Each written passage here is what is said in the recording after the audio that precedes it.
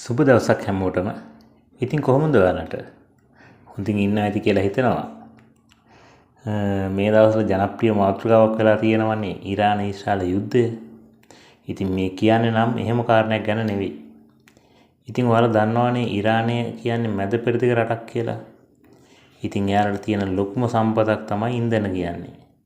ඉතින් මේ වතුර වක් කරනවා වගේ බිමට හලන්නේ තෙල් කියලා කිව්වොත් ඔයාලා පුදුම වෙනව නේද?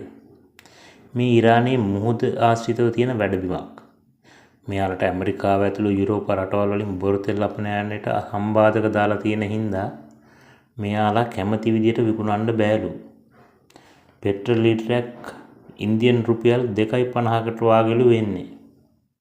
ඒ හින්දා මෙයාලා ඉතින් මුහුදු මාර්ගයෙන් හා කාන්තාර මගින් වෙන රටවල් වලට හොරපාරෙන් අරන් යනකොට අනතුරු වලට ලක් වෙනවලු.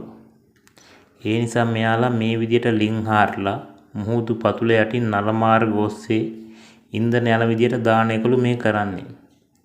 එතකොට තෙල් ලබා ගන්න අයට ඒ රටවල ඇති අවුට්ලට් වලින් ගන්න පුළුවන්ලු. ඉතින් වීඩියෝ හොඳයි නම් ලයික් එකක් දාන්න. තව කෙනෙකුට බලන්න ෂෙයා කරන්න. මතක ඇතුව අපි සබ්ස්ක්‍රයිබ් කරන්න.